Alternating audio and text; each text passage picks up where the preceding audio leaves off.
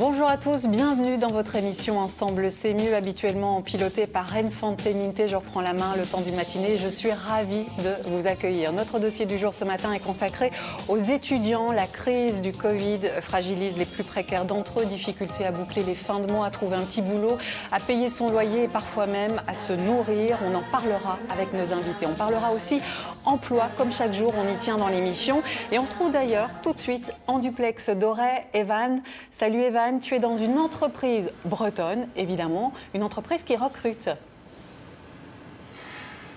Exactement, salut Vanessa et bonjour à vous à la maison. Comme tu le disais, ici à West Composite à Auray, eh bien, on recrute. Avant de vous en parler un peu plus, à votre avis, c'est quoi cette pièce-là qu'on peut voir derrière moi ?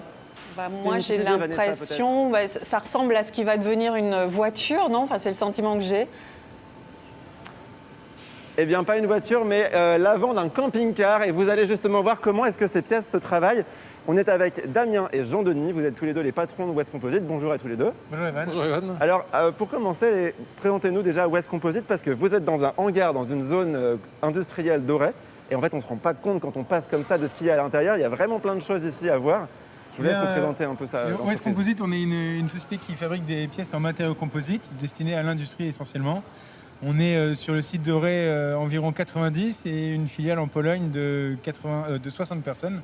Voilà. On réalise essentiellement des pièces de carrosserie industrielle donc, pour équiper des véhicules en tout genre, des tracteurs, des camping-cars. Donc comme on dit, vous pesez dans le game, quoi. Moi je trouve. Bon, c'est mon avis. Alors les matériaux composites, on en trouve un peu partout dans notre quotidien. Les applications sont nombreuses. Oui, alors ici sur le secteur d'Auray, on est en façade maritime, donc on en retrouve beaucoup dans l'industrie nautique. Les bateaux, les coques de bateaux sont faites en matériaux composites. On va en retrouver aussi sur des skis, on va en trouver sur des vélos.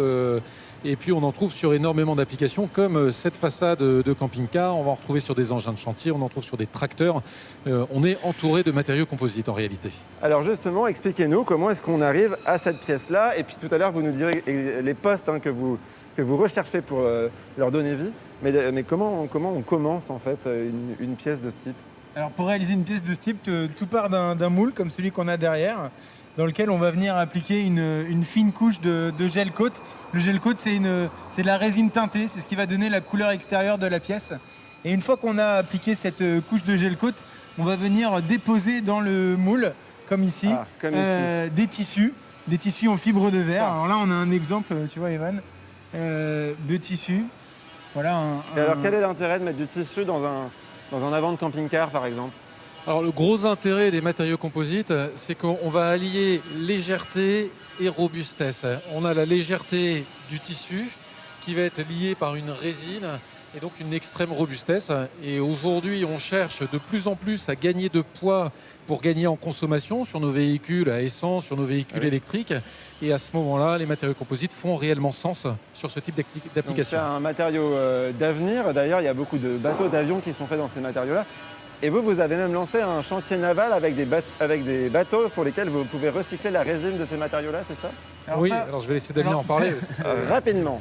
Alors pas exactement, on a lancé l'année dernière un prototype avec le chimiste Arkema pour faire un semi-rigide dans une résine complètement recyclable. Alors aujourd'hui, on est aux prémices de cette technologie, mais voilà, en tout cas, c'est un matériau d'avenir parce qu'on est au début de ces nouveaux matériaux. Bon, vous recherchez beaucoup de monde ici à West Composite, mais notamment deux métiers, les drapeurs et ceux qui polissent ça. Exactement, c'est-à-dire que pour faire ces pièces, on a besoin de personnes pour mettre les tissus en place et des personnes pour finir la pièce et lui donner son aspect final, son aspect brillant. Et bien justement, on va aller à la rencontre de ces corps de métier dans quelques minutes. On se retrouve justement tout à l'heure avec les salariés de West Composite. C'est à toi Vanessa. À tout à l'heure Evan et merci déjà à tes invités. Alors venons-en à présent à notre dossier du jour, la précarité des étudiants. On va faire le point tout de suite avec quelques chiffres et en images. Regardez.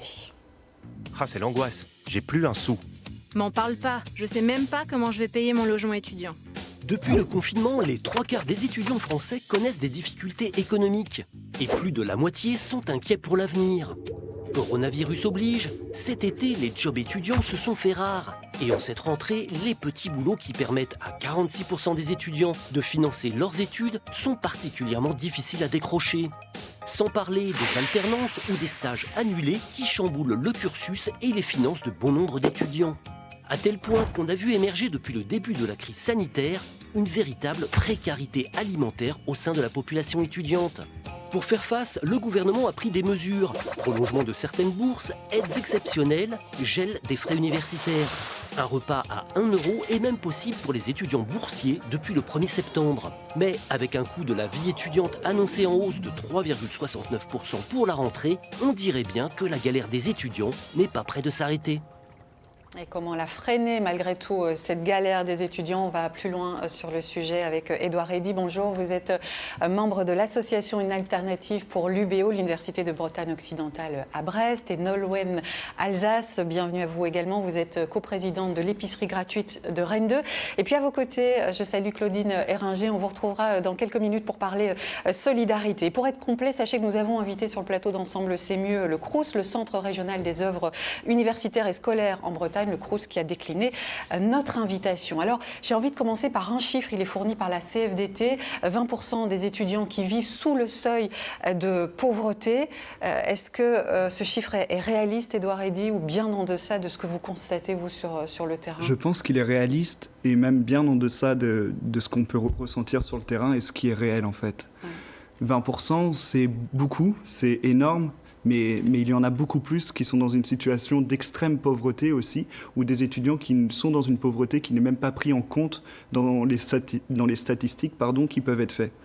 Donc la précarité étudiante est un véritable problème et assez accentué avec la crise sanitaire, comme on a pu le dire. On va évidemment en parler. On va voir dans un instant l'impact de la crise sanitaire. Nolwenn Alsace, c'est une constatation aussi que vous partagez avec Édouard Eddy, 20% d'étudiants sous le seuil de pauvreté. En tout cas, c'est le chiffre qui est annoncé aussi en termes de difficultés à s'alimenter. Sur Rennes, on est à 20% d'étudiants qui ont des difficultés pour s'alimenter. Et on en parlera, mais à Rennes 2, c'est dans certaines filières 1 sur 3. Donc selon les filières, c'est aussi des taux plus élevés de précarité. En tout cas, c'est des chiffres qui sont évidemment beaucoup trop importants, on est tous d'accord là-dessus. Quels sont les principaux problèmes justement qui vous remontent, Édouard Eddy? Déjà, le plus gros problème avec la crise sanitaire, c'est l'emploi. Donc beaucoup de jeunes n'ont pas pu avoir un emploi saisonnier. Et on sait que l'emploi saisonnier, il permet notamment de mettre de l'argent de côté pour pouvoir vivre, voire survivre tout au long de l'année universitaire. Donc effectivement, il y a le CROUS à 1 € pour les étudiants boursiers, mais il y a énormément d'étudiants qui ne sont non boursiers parce que rattachés à leurs parents et qui ne peuvent pas bénéficier de cela. Et pourtant, leurs parents ne les aident pas forcément financièrement. Donc le confinement, la crise sanitaire ne permet pas à certains étudiants d'avoir un job et ça effectivement ça a un impact direct sur leur budget au quotidien. Ouais. Et quelles sont les autres difficultés qu'ils rencontrent du coup? Alimentaire évidemment. Oui. Donc tu vas sans doute en parler aussi, mais c'est hallucinant le nombre d'étudiants qui viennent nous voir, qui sont dans une situation où ils ne peuvent même plus se nourrir. Aujourd'hui, il y a le CROUS, donc avec les restrictions sanitaires, tous les étudiants ne peuvent pas y aller parce qu'il y a une place sur 2 où on ne peut pas s'asseoir.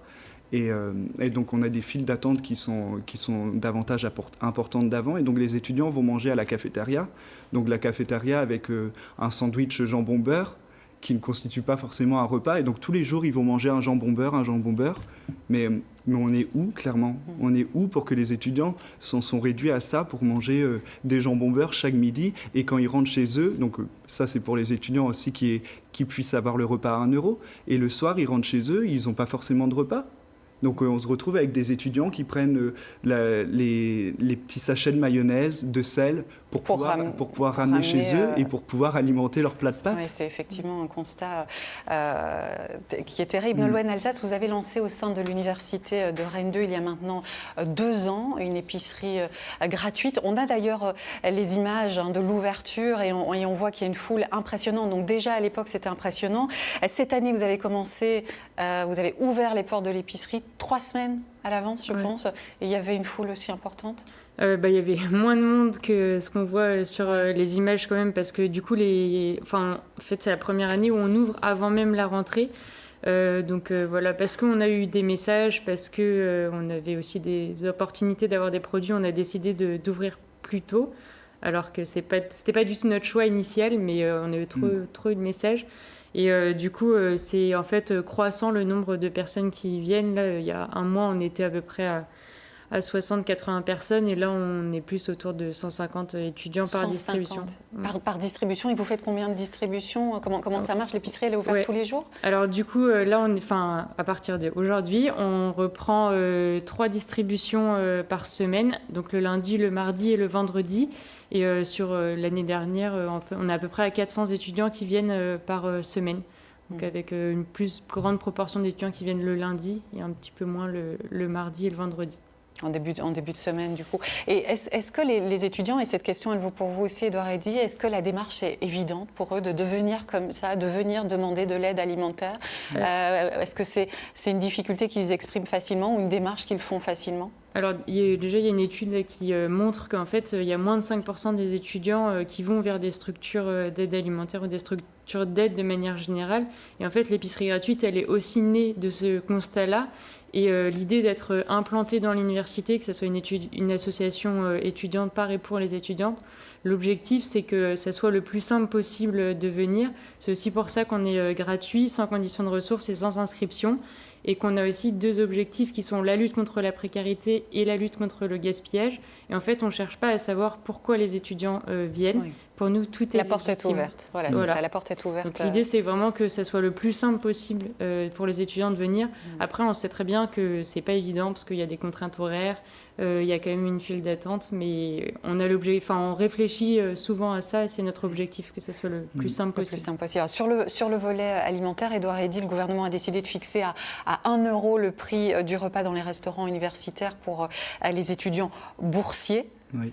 Pour vous, c'est évident, il faudrait élargir à tous les étudiants ? C'est évident qu'il faut élargir, oui. Oui, c'est évident. Et là, pour la question que vous venez de poser juste avant, nous, on a rencontré les Restos du Cœur. Ça va faire plusieurs années que les Restos du Cœur alertent sur le fait qu'il y a de plus en plus d'étudiants à Brest à vouloir venir au Restos du Cœur. Et sauf que il y a une barrière qui se fait aussi des étudiants à franchir, d'aller demander de l'aide au Restos du Cœur ou à d'autres structures. Et donc nous, on partage le même constat que vous, c'est qu'avoir une épicerie gratuite ou sans condition de ressources et gérée par des étudiants, exactement, peut permettre aux étudiants de venir beaucoup plus facilement. Vous avez le projet d'ailleurs d'ouvrir une épicerie gratuite du côté de Brest aussi. Oui, qui s'appellerait l'Altercop. Ouais. Et donc on a pris contact avec les élus locaux pour en parler. On doit avoir une réunion prochainement avec le maire de Brest. Donc on espère que ça pourra aboutir rapidement parce qu'il y a une situation d'urgence et l'État aujourd'hui ne prend pas ses responsabilités clairement pour les étudiants, mais pas que pour les étudiants, parce qu'il ne faudrait pas réduire la question de la jeunesse aux étudiants. Oui, voilà. Le thème aujourd'hui, ce sont en tout cas les étudiants. C'est important aussi que tous les autres jeunes, en fait, qui sont aussi dans des situations de précarité, puissent avoir de l'aide de l'État actuellement. Madame Béringer, je vous entendais réagir. Ça vous touche ce qui est dit là sur ce plateau ce matin ? Ça me touche, et surtout, ce que je trouve important, effectivement, que ça soit géré par des étudiants, pour les étudiants. Je trouvais ça important parce que peut-être que justement, ils vont plus vers vous qu'ils iraient dans une structure telle les Restos du Cœur ou Secours Populaire, voilà. Alors il y a évidemment une autre problématique aussi qui inquiète nombre d'étudiants, c'est la problématique du logement. Ça, c'est un autre point crucial. Oui. Comment ça se passe à Brest, c'est une situation assez catastrophique en cette rentrée. C'est peut-être du jamais vu d'ailleurs, parce qu'il y a plusieurs résidences universitaires qui sont en rénovation. Donc il y a beaucoup plus d'étudiants aussi qui sont à la recherche d'un logement. Et donc Brest a souvent eu une image plutôt réaliste d'une ville accessible où il y avait des logements et des logements peu chers pour les étudiants. Mais cette situation, elle a changé ces dernières années. Il manque cruellement de logements. Nous, dans notre syndicat, donc on essaye d'aider, on essaie de les orienter notamment vers le Crous. Mais il manque tellement de personnel aussi au Crous qui ne sont pas en mesure de répondre dans l'urgence à toutes les demandes. Et nous, on se retrouve aujourd'hui en tant qu'association et syndicat étudiants à devoir loger des personnes chez nous, des étudiants qui sont dans des galères et souvent des étudiants étrangers qui viennent nous voir et qui disent maintenant comment je fais ?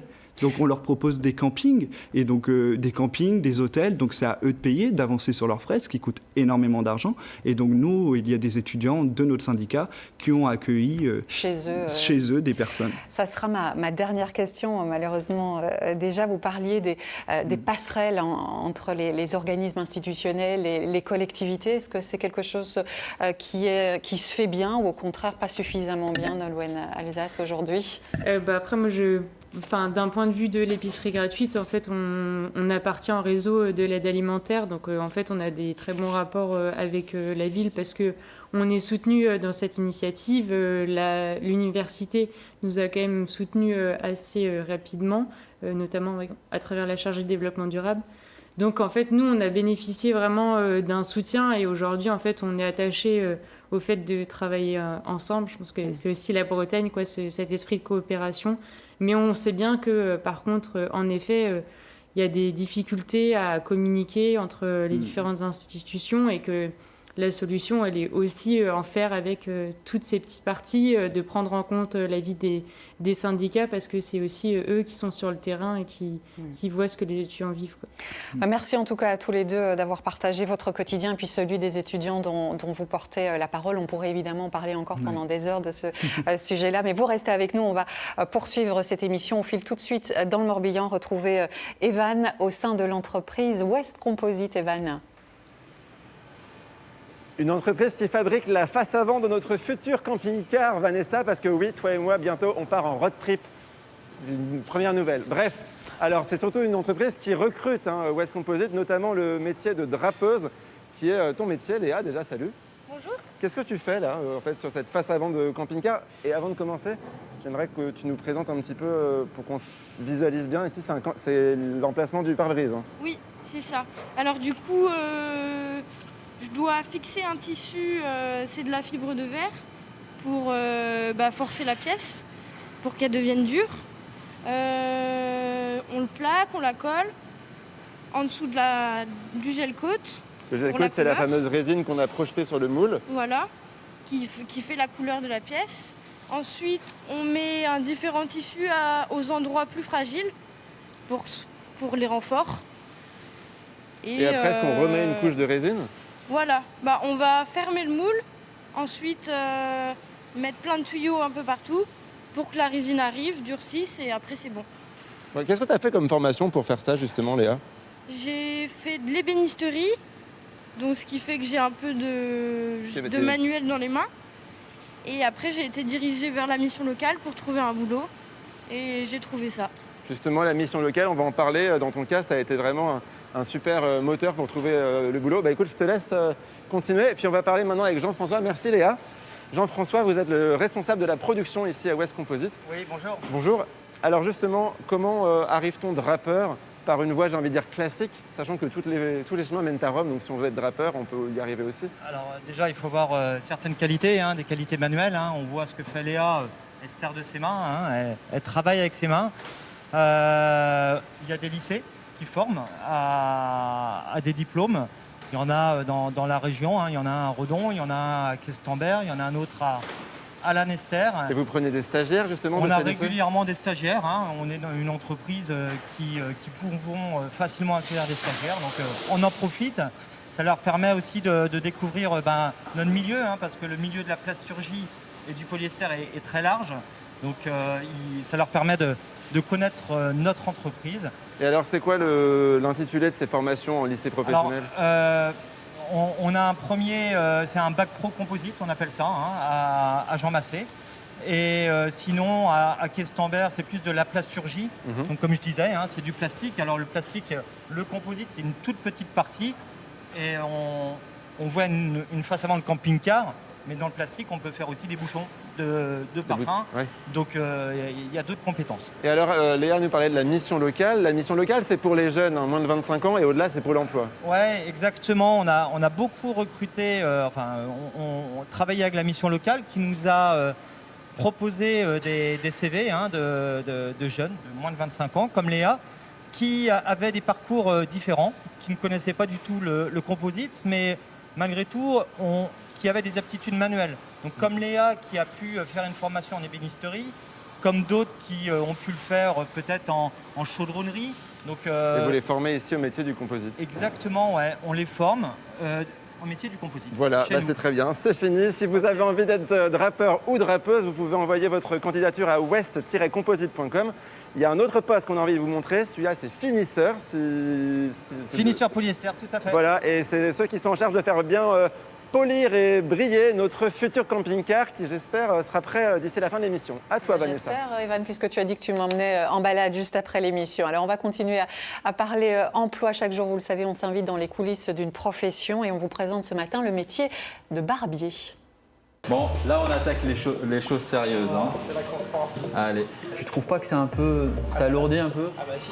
En bas, on dégage un peu. Hein. On équilibre.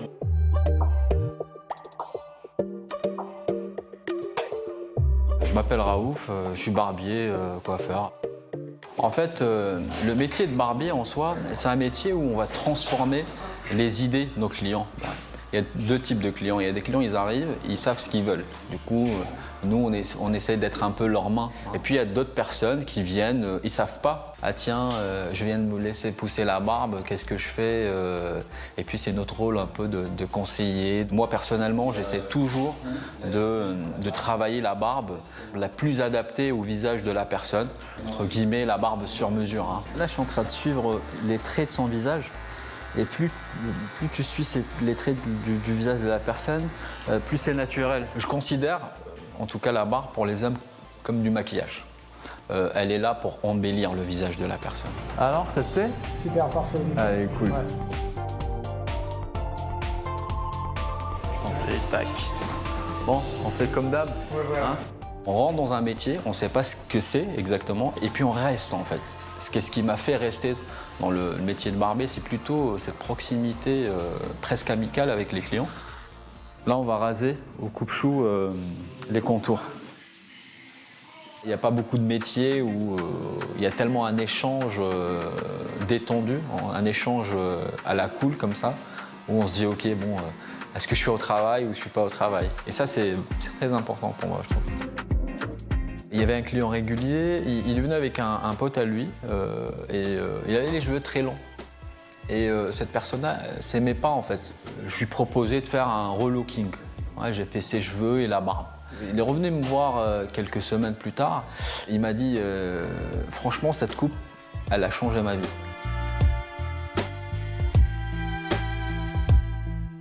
Le métier de barbier, on en parle tout de suite avec vous, Sandrine Routiot. Bonjour, vous êtes conseillère Pôle emploi, on vous retrouve à Lamballe. Le métier de barbier qui fait véritablement un retour en force, fini l'image désuète que ce métier pouvait avoir. Est-ce que pour autant le métier a évolué, a changé ? Oui, complètement, bonjour. En fait, ces dernières années, on a un retour en force du port de la barbe et de la moustache qui fait que ce métier désuet, aujourd'hui, il est en pleine évolution et surtout en pleine tendance en lien avec les besoins de la clientèle. C'est ça, il ne s'agit plus seulement d'entretenir une barbe et une moustache, c'est fini ça, le barbier d'antan. Alors, le rasage, il est toujours pratiqué selon la technique traditionnelle. Le barbier doit toujours parfaitement maîtriser tout ce qui est technique du rasage, mais également tous les outils. Mais aujourd'hui, il doit vraiment s'adapter aux tendances de la clientèle. Et notamment, aujourd'hui, il y a vraiment des nouvelles tendances en lien aussi avec les salons de coiffure, mais les barbershops ou l'intervention de barbier à domicile. Est-ce que donc il existe des formations spécifiques pour apprendre ce métier ? Alors, des formations spécifiques de base barbier, non. Automatiquement, le barbier va passer par un CAP, un BEP, voire un bac pro s'il veut se mettre à son compte plus tard. Cependant, la formation, elle se fait vraiment en interne, via des formations dédiées salon de coiffure. Par contre, ça va souvent se faire par des formations privées auprès de maîtres stage barbier. Et quelles sont les compétences pour exercer ce métier ? Alors, les compétences, on le voyait tout à l'heure sur la vidéo, rigueur, le souci du détail, une habileté, une minutie. Il ne va pas falloir blesser le client, mais surtout aussi une créativité, puisque comme la coupe est à la mode, et ben la barbe et la moustache elle est aussi à la mode, et on va demander plusieurs petits détails graphiques. Et effectivement, on peut le voir sur certains messieurs, c'est assez rigolo, il faut le dire. Est-ce qu'il y a beaucoup d'offres à pourvoir sur le territoire breton ? Alors aujourd'hui, sur Pôle emploi Bretagne, on va avoir 300 offres. Alors ce ne sont pas uniquement des offres de barbier, ce sont des offres de coiffeurs barbiers. Donc les intitulés sont spécifiés dans les offres et souvent l'information interne est proposée par l'employeur. Et à quel salaire on peut prétendre ? Aujourd'hui, alors bien sûr, on est sur du salaire de base et selon la spécificité et également le type de clientèle et de salon, on va évoluer aussi en fonction de sa pratique et ses compétences. Un tout dernier conseil, Sandrine Rothieu, pour celles et ceux qui souhaitent postuler. Alors, www.pôle-emploi.fr, consultation des offres sur la Bretagne. Mais mon conseil aussi, dans le cadre d'une réorientation professionnelle, activez votre compte personnel de formation et venez découvrir. Il y a plus de 87 formations existantes sur la Bretagne aujourd'hui.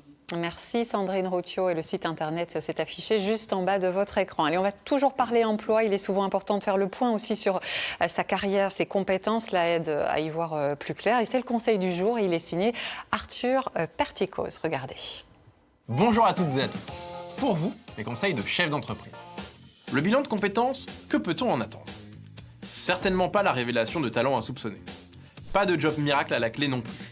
Le but d'un bilan de compétences, c'est de faire émerger un projet professionnel motivant et réaliste.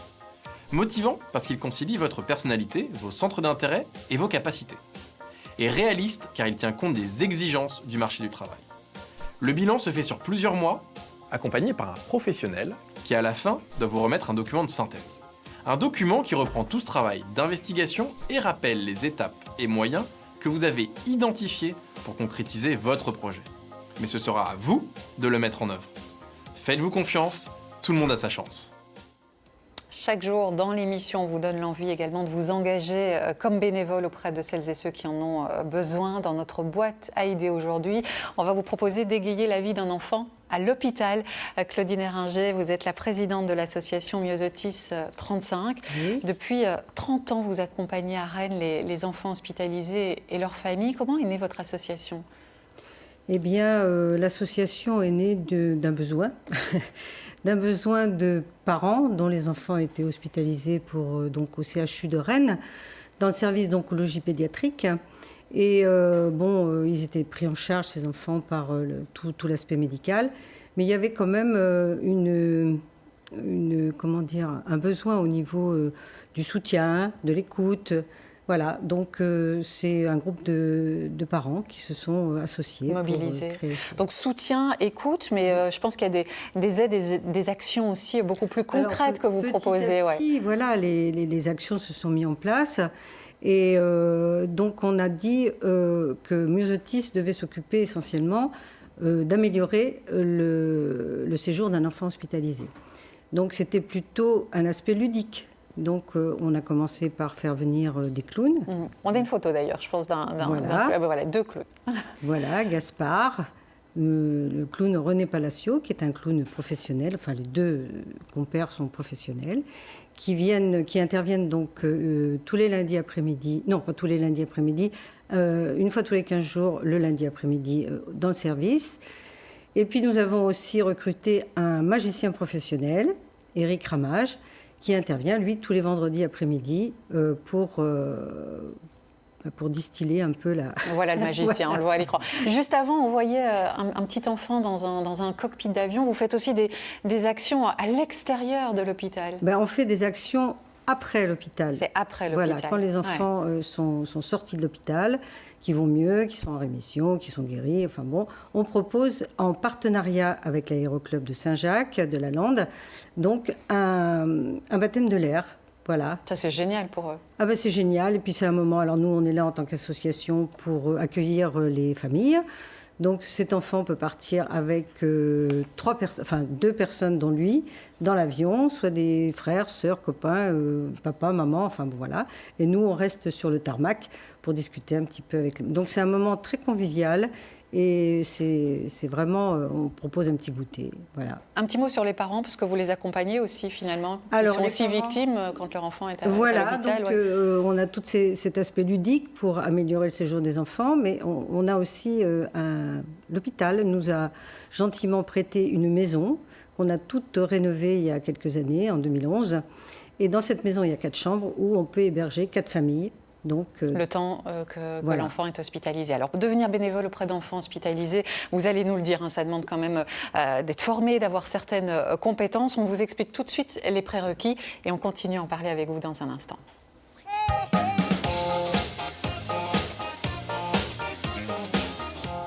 C'est triste, ces petits bouts tout seuls à l'hôpital. Et si on s'engageait dans une assoce?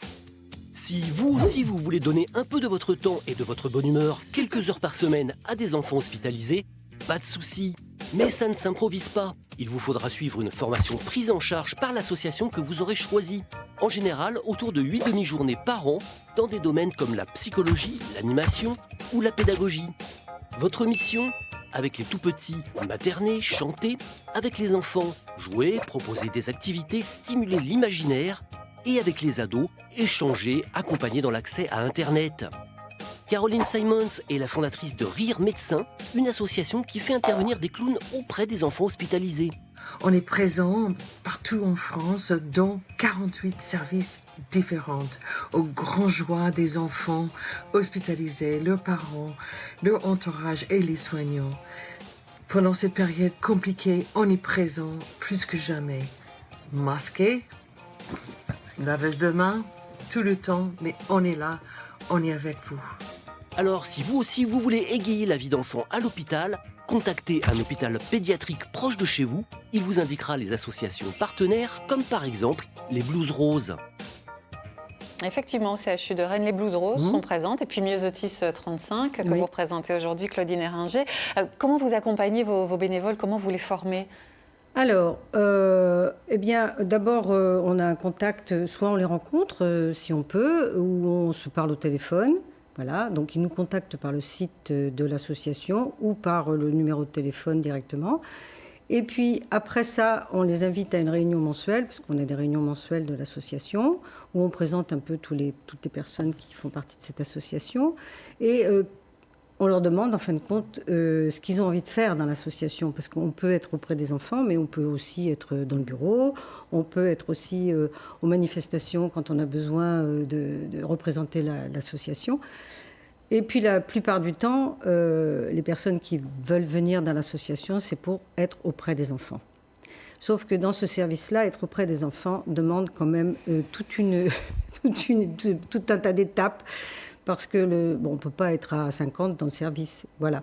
Donc, après cette réunion, eh bien, on leur fait signer une charte, puisqu'on a fait une charte il y a quelques années, et dans laquelle ils s'engagent à faire quelques points et être d'accord avec ce qu'on leur propose. Ensuite, s'ils veulent vraiment être auprès des enfants, si c'est possible, eh bien, la plupart du temps, en tant que bénévole, on a une petite dizaine de personnes bénévoles qui interviennent auprès des enfants, au chevet des enfants, pour raconter des histoires à l'aide de tablettes. Et là, on présente ces nouveaux bénévoles à l'éducatrice de jeunes enfants qui s'occupe du service, qui explique un petit peu tous les protocoles sanitaires à respecter. Et puis après, il y a un tutorat qui s'organise avec un ancien bénévole pour donc il y a cheminer. Vraiment une marche à suivre, tout un cheminement qui peut prendre un petit peu de temps. Vous avez besoin de bénévoles, j'imagine? Alors, on a besoin de bénévoles, bien sûr, tout le temps, sauf qu'en ce moment, toute activité bénévole est suspendue au sein de l'hôpital.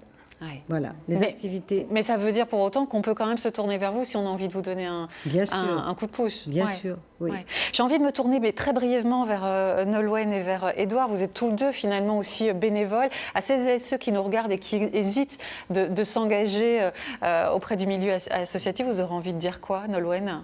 Faut y aller. Tout simplement. Ouais. Non, mais c'est en fait... en plus, sur l'aide alimentaire, en fait, quand on est bénévole, on reçoit plus que ce qu'on donne. Et du coup, c'est aussi se grandir soi-même et grandir aussi des valeurs humaines. Et tout ça. Claudine Héringer, vous êtes d'accord avec ça, d'être en contact notamment avec ces enfants hospitalisés, ces parents en souffrance? Le retour qu'on en a, c'est ça, c'est ce qui nous donne envie de continuer, quoi. Parce qu'on s'aperçoit que c'est quand même... Puis, il faut dire qu'on intervient à l'hôpital que quand il y a une demande précise de l'hôpital. Ouais. On n'arrive pas comme ça avec nos propositions. C'est vraiment une demande et on essaye d'y coller au plus près. Bon, en tout cas, on invite nos téléspectateurs à tourner vers vous, le site internet de l'association Myosotis 35 qui s'affiche juste en bas de l'écran. La maladie et le cancer qui bouleversent chaque année, on le sait, des millions de vies en France. Julien Monod en sait quelque chose. Vous êtes passionné de voile et vous vous êtes lancé le défi de participer à une mini-transat en 2021. Bonjour Julien et merci d'être avec nous en direct du port de Roscoff depuis votre bateau. J'imagine que vous n'avez pas été insensible au discours que vient d'avoir Claudine Éringer, Julien. Non, c'est sûr, tout à fait. Parce que ça me touche particulièrement, oui, c'est sûr. Alors, on va expliquer à nos téléspectateurs, vous avez eu un cancer en 2015 et est-ce que c'est à ce moment-là qu'a germé l'idée, l'envie de cette transat ? En fait, à la base, je suis marin professionnel. Et du coup, j'ai dû arrêter mon métier pour suivre les traitements, etc. Et l'idée, elle est venue parce que j'avais des copains qui l'avaient déjà faite. Et l'année dernière, j'en ai discuté avec un copain qui a acheté le bateau avec sa femme. Et du coup, je commence d'abord l'aventure et ça sera sa femme qui va poursuivre l'aventure après, quoi. C'est parti comme ça, en fait. Et ce rêve, ce projet, Julien, est-ce qu'on peut dire que c'est un peu comme une revanche sur la vie ? C'est surtout prouver que c'est pas parce qu'on est malade qu'on peut pas faire quelque chose, quoi. Et surtout, le sport, ça aide aussi à combattre la maladie. Alors, en quoi elle va constituer très concrètement cette transat ? Moi qui n'ai pas du tout le pied marin, expliquez-moi, vous allez partir d'où ? Vous allez aller où ? Et puis avec quel type de bateau ? En fait, la mini-transat se court sur des bateaux de 6,50 m. Il y a des épreuves qualificatives pendant 2 ans. Et après, en fait, le but, c'est de partir des Sables d'Olonne l'année prochaine, à la mi-octobre à peu près, pour aller les Canaries en 10-15 jours environ, 10 jours pour les meilleurs et 15 jours pour les moins bons. Et après, repartir des Canaries pour traverser jusqu'à la Guadeloupe en 10-15 jours aussi également. Pas mal. Voilà, c'est à peu près ça. C'est pas mal, un joli voyage en perspective. Vous avez lancé une campagne de financement participatif sur la plateforme 100% bretonne Kengo pour vous aider à réaliser ce projet. À quoi vont vous servir les dons ? Déjà, de combien vous avez besoin pour mener à bien ce projet ? En gros, le projet, le montant global qu'il faudrait, c'est à peu près 30 000 €. Et là, ça peut permettre de payer les assurances, les voiles, la location du bateau, un chantier, ça peut payer pas mal de choses en fait. Vous en êtes où là pour le moment justement des dons ? Ça marche plutôt bien ou c'est frileux ? 10 jours de la fin, on est pas mal placé. En fait, j'ai demandé à peu près 5 000 € et là on est à 2 300 € environ. D'accord. Et c'est pas mal. Donc c'est pas mal, vous êtes plutôt satisfait. Oui. À celles et ceux qui nous regardent vous auriez envie de leur dire quoi pour les inciter à vous aider dans ce projet ? D'aller voir la page Kengo et s'il y a besoin de poser des questions, etc. sur la plateforme et je répondrai à leurs messages. Ou sinon on a une page Facebook aussi, c'est Keep Fighting, Keep Sailing, Mini 589. Ils peuvent voir l'actualité du projet, etc. Où ça en est, ce qu'on fait... plein de choses, quoi. Bon, alors on les invite effectivement à regarder sur le site Kengo, sur votre page Facebook et on vous souhaite, Julien, de réaliser votre rêve, évidemment. On suivra vos aventures sur la toile. Merci d'avoir été avec nous en direct de Roscoff. Il fait comment chez vous ? Merci à vous. Il y a eu des éclaircies, mais là, ça repart au gris, là. Malheureusement. C'est que le soleil est en train d'arriver chez nous. C'est très bien, on le garde. Oui. Merci. Gardez-le. Oui. Merci Julien d'avoir été avec nous. Allez, c'est bientôt l'heure pour nous de raccrocher les voiles, mais avant cela, on va faire un tout dernier détour par Auray où l'on retrouve évidemment Evan. Et oui, Vanessa, nous sommes avec Cathy qui est en train de terminer notre avant de camping-car fait, je vous le rappelle, en matériaux composites. Et ici, l'entreprise s'appelle West Composite. Et on recrute notamment un poste pour un ou une future collègue à vous, Cathy, de finisseur, c'est ça le terme ? Finisseur. Et alors, en quoi est-ce que ça consiste, votre métier ? Eh bien, c'est à rendre une face avant de camping-car parfaite. En fait, il faut se mettre à la place du client, faire des choses bien, parfaites, que le client soit content, comme ça. Nous sommes contents aussi de C'est notre la travail. dernière étape sur la C'est chaîne de production avant qu'elle soit envoyée à Effectivement, il l'assemblage. faut qu'on enlève toutes les imperfections et qu'on le rende parfait. Alors ici, vous ne produisez pas non plus des grandes quantités, mais quand même quelques-unes. Comment vous faites pour garder toujours cet œil aguerri, cet œil de lynx, pour ne pas rater un mini défaut? Ah on a des petites choses qui nous aident, de la poudre noire, et puis on a l'œil aussi à force. C'est pas au départ qu'on l'a, mais au fil des années ou des mois, l'expérience vient aussi. Qu'est-ce qui vous plaît le plus dans votre tâche ici? Moi, c'est de rendre une chose, parce qu'il faut se mettre à la place du client, quelque chose de bien fait. Voilà. Que ça brille, que le client soit content, moi je suis contente. Je vous préviens, moi c'est mon futur camping-car, alors on va essayer de le faire au top du top. Oui, il n'y a pas de souci. Comment est-ce que vous en êtes arrivé à faire ce métier? Ah, c'est pas le plus grand des hasards, je cherchais du travail, j'ai posé ma candidature, je connaissais rien dans le domaine. En plus, j'ai déposé un CV qui n'était pas parfait du tout. Je dis, j'aurai aucune chance. J'ai fait un essai, ça m'a plu, et voilà, je suis là depuis 13 ans. Ah, depuis 13 ans. Et qu'est-ce qu'il avait de pas parfait, ce CV? Eh bien, j'avais oublié de marquer une de mes expériences, et donc la secrétaire m'a dit de rajouter au crayon Bic. Donc je me dis, il est dégueulasse mon CV, je ne serais pas prise, mais si. Comme quoi. Comme quoi, voilà. Un mot peut-être pour les gens qui nous regardent et qui hésitent, notamment dans les métiers de l'industrie. Moi, je sais pas, bêtement, j'aurais cru que c'était un métier plus où il y aurait eu plus d'hommes. Mais finalement, vous êtes quasiment 50-50. Oui, mais ça, pas du tout, en fait. Il ne faut pas te faire d'a priori. Moi, je suis une fille, j'ai tenté ma chance. J'aime bien le bricolage. Et voilà, j'aime bien faire ce que... Oui, on dit, le composite, c'est magique. C'est pas le tout de boucher un trou, mais il faut faire en sorte qu'il ne se voit pas après. Donc tout le monde peut le faire, il faut juste s'y mettre un peu et puis voilà. Bon bah super, merci beaucoup Cathy d'avoir témoigné. Je vous laisse terminer parce que je compte bien partir en vacances dans mon camping-car. Au revoir. On va vous retrouver Damien et Jean-Denis très brièvement. Est-ce que c'est facile quand on a une entreprise à Auray de trouver des talents? Alors c'est facile à la fois oui, parce que c'est vrai qu'on est dans un coin magnifique et du coup ça attire les gens. La difficulté, c'est qu'effectivement les entreprises ont beaucoup de personnel et du coup on n'a pas forcément... Comment vous faites justement pour trouver Et alors pour retrouver, on est en partenariat avec le Pôle Emploi et la Chambre de commerce d'industrie du Morbihan. Et là on travaille avec eux sur différents supports pour pouvoir promouvoir un petit peu plus les métiers qui sont en tension chez nous. Jean-Denis, vous avez 20 secondes pour nous dire combien d'offres vous avez en ligne sur votre site et comment on fait pour postuler. Alors aujourd'hui, on a 12 postes qui sont ouverts. On en a parlé au niveau drapage, au niveau finition, mais également sur d'autres postes. Pour postuler, c'est simple, sur notre site internet, sur l'onglet recrutement, www.west-composite.com. Parfait, le message est passé. Merci beaucoup à tous les deux. Et puis nous, Vanessa, je pense qu'on ne va pas partir en camping-car parce qu'il faut quand même qu'elles soient assemblées, ces pièces de camping-car. On va plutôt se faire des vacances en vélo, mais en vélo composite. Non, mais je suis pas d'accord. Moi, pas en vélo, Evan. Tu m'as promis un camping-car. Je veux des vacances en camping-car. Allez, merci, Evan. Merci à tes invités. Merci aussi à tous nos invités. Oui, négocie bien, Evan. Salut.